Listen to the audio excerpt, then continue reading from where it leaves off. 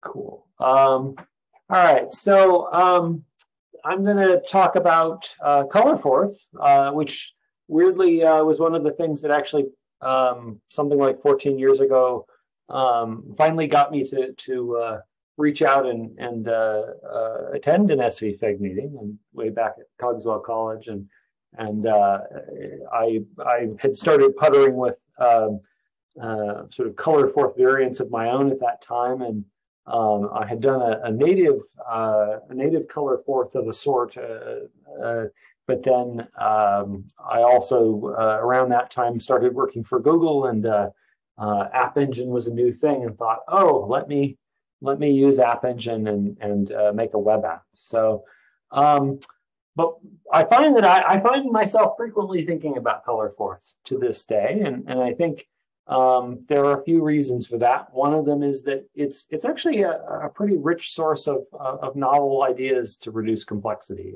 I think Chuck sort of has a knack for exploring different interesting spaces that let you sometimes in extreme ways, but sometimes in interesting ways contend with complexity. And the other thing is that it's simple enough to fit in my head. When I think about the typical Forth system, even a simple one like an eForth, there's sort of enough moving parts that I can't picture it all in my head all at once, at least. And so I think that that's one of the things that keeps drawing me back to colorForth. Why the web?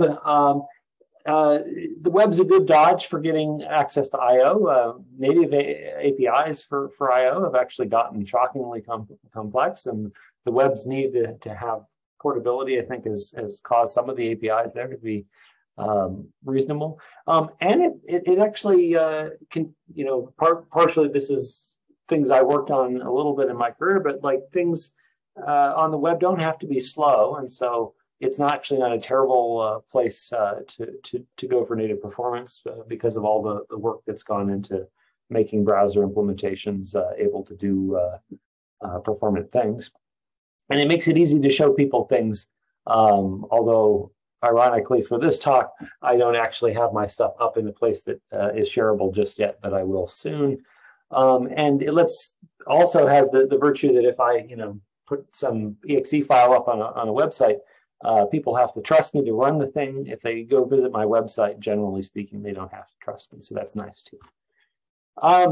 So there's so many ideas in colorForth, and one of the ones that I like is sort of word-sized words, and it at least aspires to try to fit the parsed source into one 32-bit machine word. It doesn't quite make it there. Some words spill over, although you can tell to a degree, and I think some of Chuck's very terse choices of words that he's trying very hard to pick names that are single word. And I think what's neat about this is it sort of knocks strings out of being a thing that you're sort of treating as this weird special data type that needs to suffuse through everything, but is sort of not natural for the machine. It's variable length and all of that.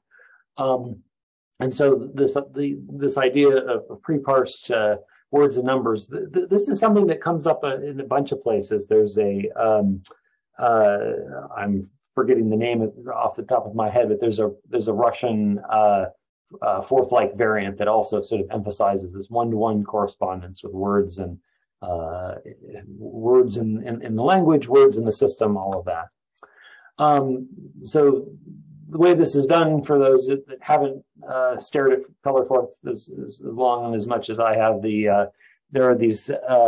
There's a sort of a frequency scaled set of encodings for words that allow you to pack in some number of characters into a single 32-bit value. These are actually stored in 28 bits, and 4 bits are reserved for a tag that indicates the color of the word, but really the meaning of how the machine will interpret it. And this sidesteps some of the complexity that comes up when you parse words and have to be stateful about what the interpreter is doing, and I think is one of the things that leads me to sort of linger in this space. And then relating to that is the sort of core of the implementation. There's a 16-word table that in ColorAsm is called spaces, weirdly, which is kind of an odd naming choice, but regardless, it's just a dispatch table, and so it lets you assign a runtime meaning to the different tags, and then a variable, or actually really a register on at least in the Pentium implementation, keeps track of the word that's being interpreted, and then the interpreter becomes dead simple. You just retrieve the next word, dispatch in the lower 4 bits to that table, and repeat, and that's kind of a very appealing model of sort of how to build a system. And I think that this actually helps minimize the plumbing that lives in the kernel of the language. As actually a number of forths do, but particularly to good effect here, there's only 2 vocabularies, a set of forth vocabulary for regular words, and then immediate words are in their own separate vocabulary. And this allows nice things like cyan words can kind of just implicitly do roughly the equivalent of a postpone, where you compile something that's a macro, and this lets you sort of have layered macros. You don't in typical colorForth, you have, ideally mostly in application code, you've got red and green words by and large, but if you're doing something fiddling with macros, it's in cyan. There's a bunch of eclectic choices also in colorForth. Things like Chuck decided to call XOR OR because you don't really necessarily need to use the regular or conventional OR so much. Negative for invert, that one's interesting, although you can that one I find a little bit confusing. If and minus if are interesting in that they don't consume their arguments. So and this is a pattern I'm on the fence about. I think it's counterintuitive a little bit to people's expectations of typical words sort of actively consuming their inputs, but it does come up a lot. Like I can see why he thought that this was more straightforward, and it even avoids extra steps if you're implementing a virtual machine or generating code for it. So it's kind of interesting. And he avoids else by doing because you don't depend on state to handle the parsing. Semicolon is not special. It's morally equivalent to exit, and so you can stick it anywhere. And since Chuck and I as well try to focus on small short definitions, an early shortcut out is oftentimes better than trying to have that else branch. Push and pop, I've gone back and forth on this one. He renames the traditional return stack ops to push and pop.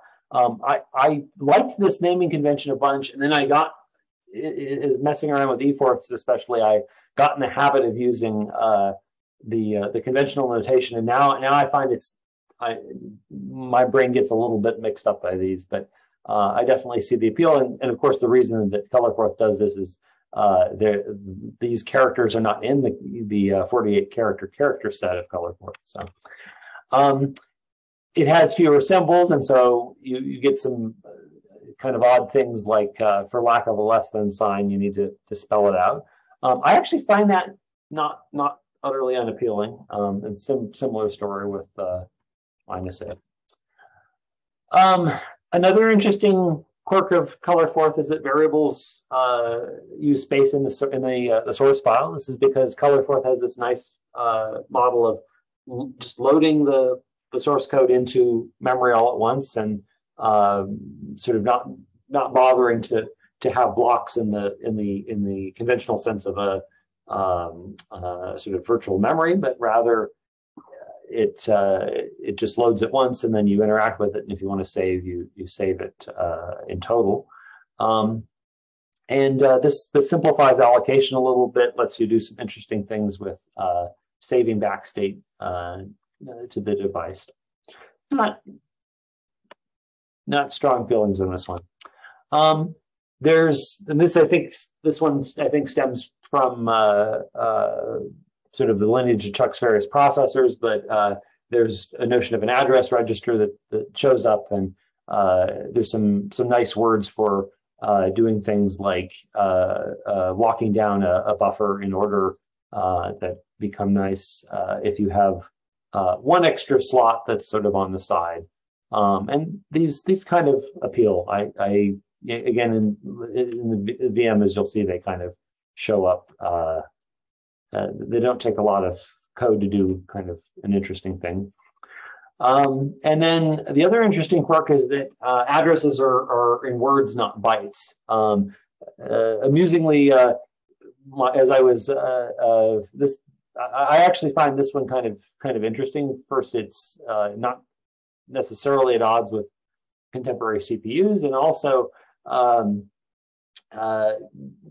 literally as I was doing the Wordle challenge during this meeting, I made a mistake where I failed to use CAT when I instead used an @ sign, and was confused why nothing matched and my scores were all 0. And so it also does away with the need to have words for cell sizes and things like that. Chuck uses color transitions from yellow to green to trigger literal creation. Actually, way back in my my talk from 14 years ago, I did a comparison of usage, and I at that time even had to admit that though I didn't care for this transition in my own code, I found that this transition was actually almost always a place where there was a literal, and I think it was slightly on balance in favor of it. Another cool thing is a powerful but simple block editor. This I like kind of blocky, screeny editors, and so this has always appealed to me.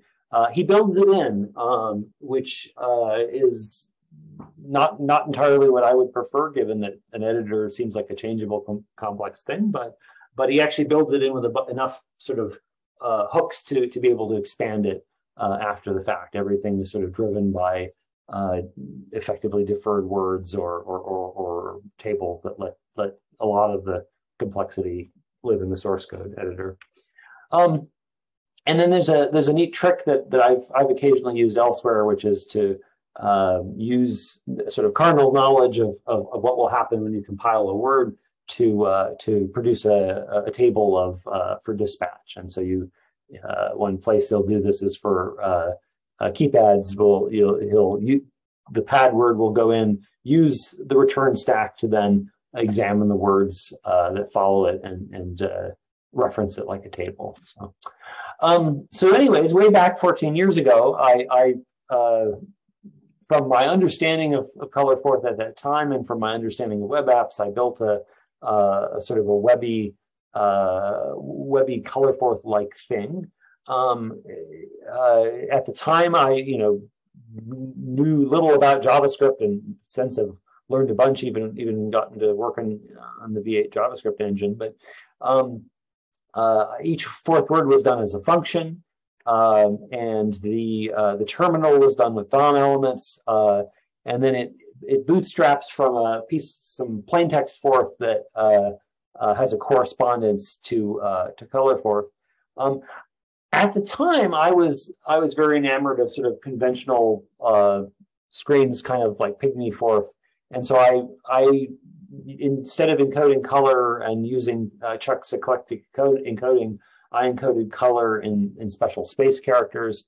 I at the time couldn't wrap my head around the lack of the moral equivalent of tick, and so I used blue for it. So a lot of weird quirks. And then I use the AppEngine data store to store sort of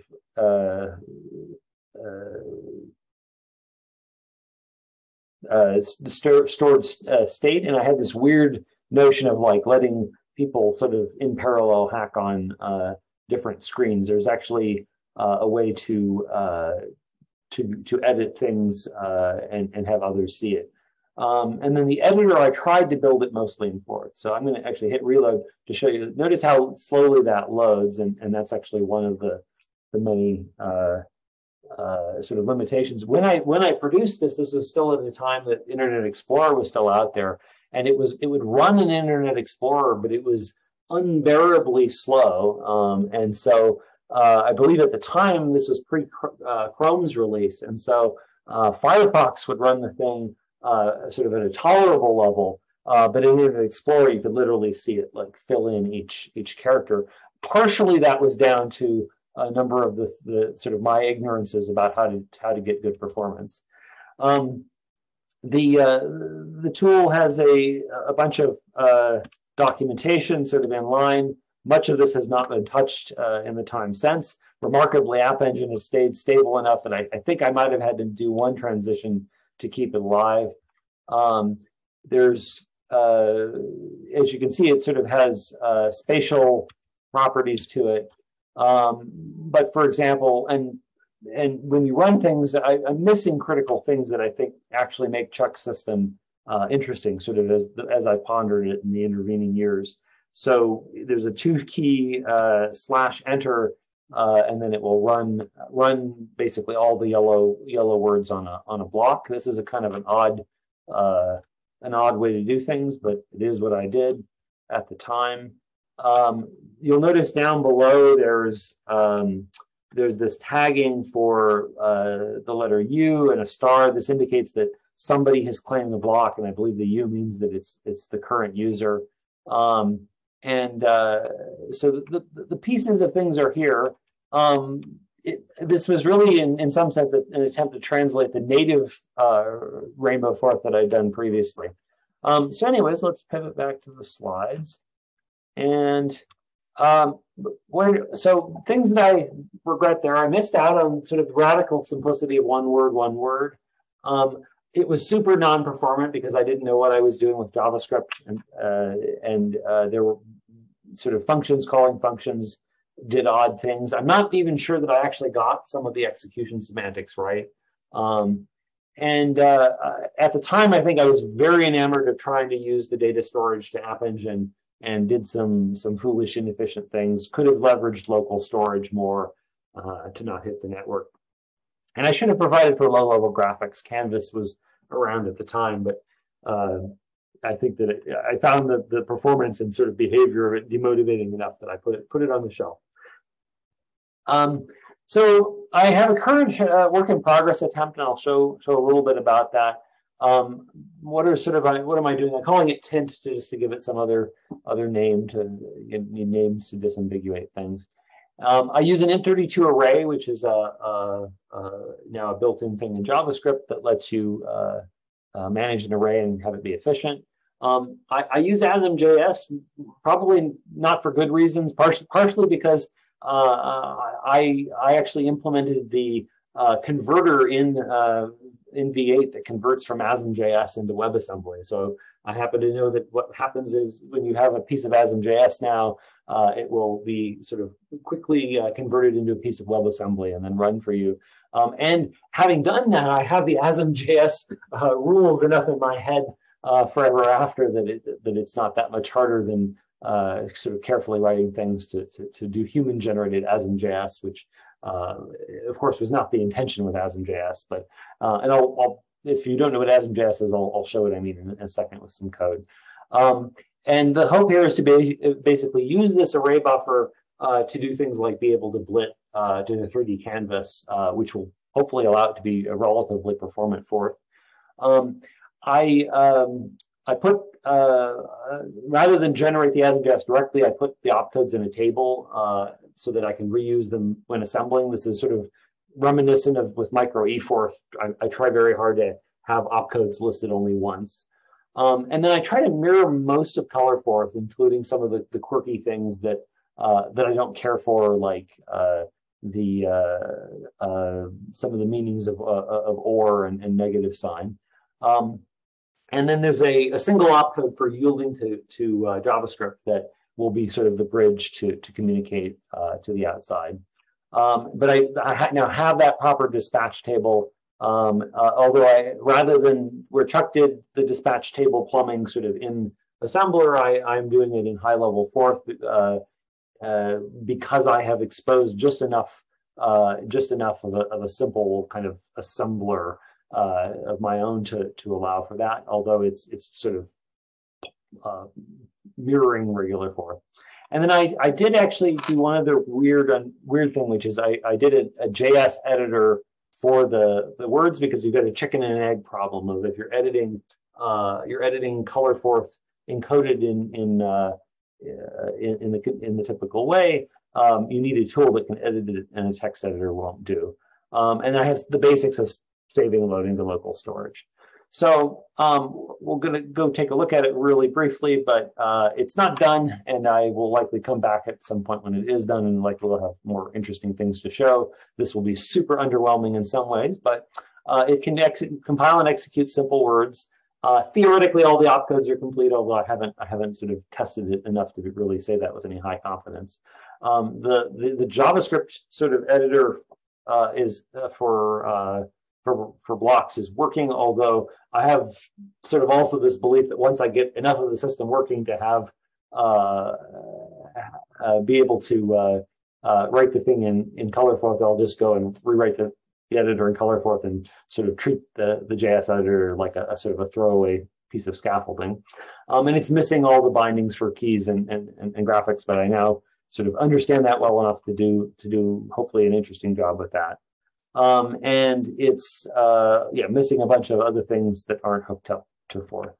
So let's go over here, and I'm going to have the JavaScript console open, because the thing that we'll run into very quickly is that it isn't because the output isn't hooked up yet. Literally, the console is my only conduit to see what's going on inside. I'll hit reload to show the load. It loads quickly now because it's got things stored locally, including I'm actually loading Chuck's color.com just so I have a thing to show in the editor. The text that let's see, what I'll eventually the goal is that it'll sort of be able to have a portion of the system that's updatable centrally, and then another portion that you'd edit yourself locally, and then could save and download to a file if you wanted to get it out of the system.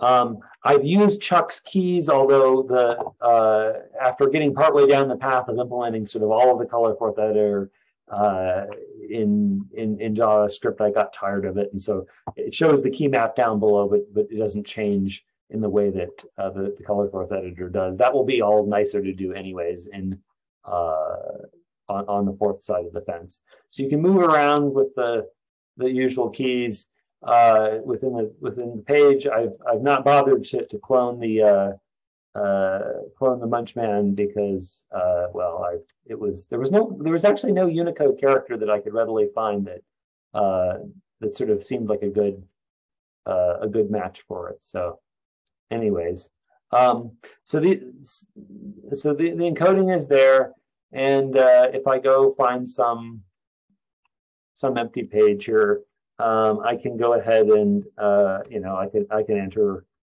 Oops, I can enter a. Oops, that's not working. That's weird. Demo fail. Okay. See what's going on there. Well, here, that's really odd. Okay. Something is either odd with this block or I'm off the edge of the world. Let me go over. You know what?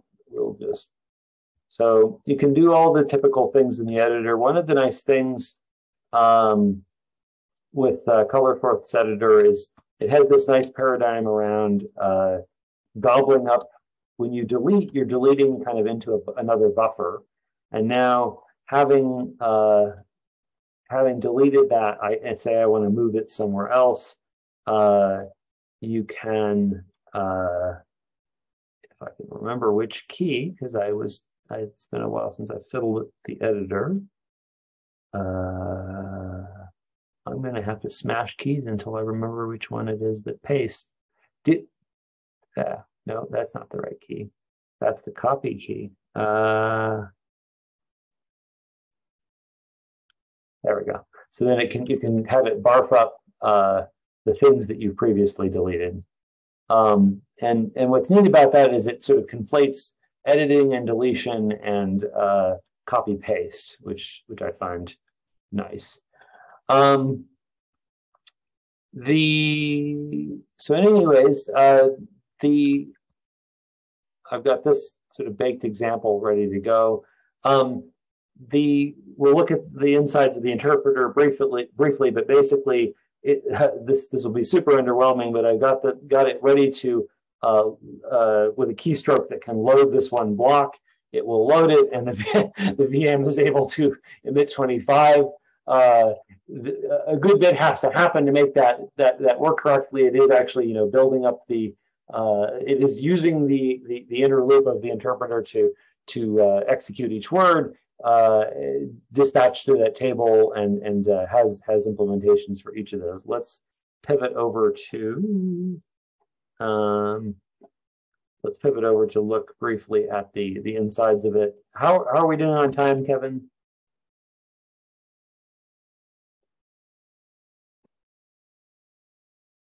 So I think that's up to you, Brad. Okay. I will wrap it up ever so quickly. I think that if we sort of think about Ting's segment starting at noon and going maybe a half an hour, or as long as people have stuff to say. Sounds good. I will wrap this up in the next few minutes. The size of the thing is quite small so far. It's 346 lines for the core of the VM, and then the editor is similar size. A bunch of the opcodes are done in this weird eclectic style with ASM.js. Actually, probably better for folks if you're not heard of it. It's the most interesting hack I've ever seen as a way to embed sort of low-level code in a language that wasn't built to do it. You do sort of strange patterns like ORing things with 0 as a roundabout way to indicate to the JavaScript engine the types involved. So this builds up a table of the opcodes, and then there's a little bit of a template for the outer, for the module itself. And then that module in total will get converted into a runnable thing one time, and so it's interpreting a virtual machine.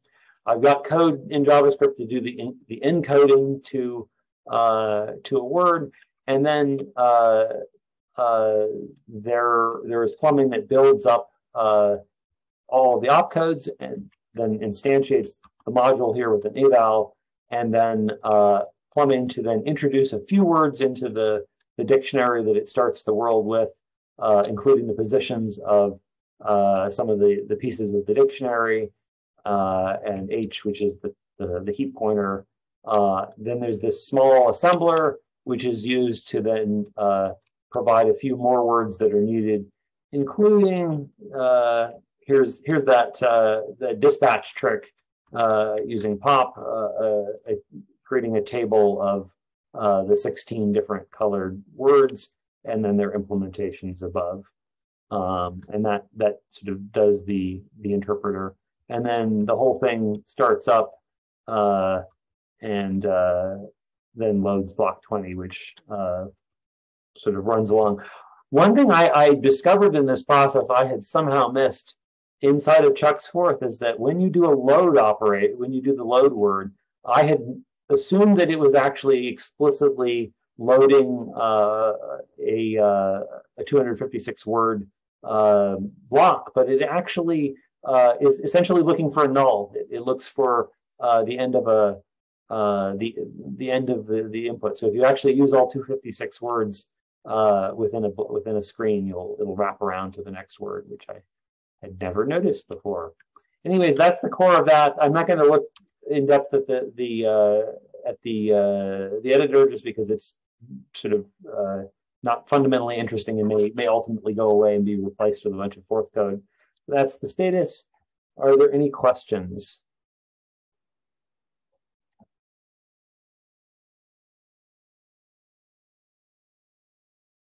Stunned silence. I don't have any questions, but I did post some historical context for some of the things that you were talking about earlier on in the chat. Cool. I will check that out. That sounds interesting. All right. Shall we pivot over to our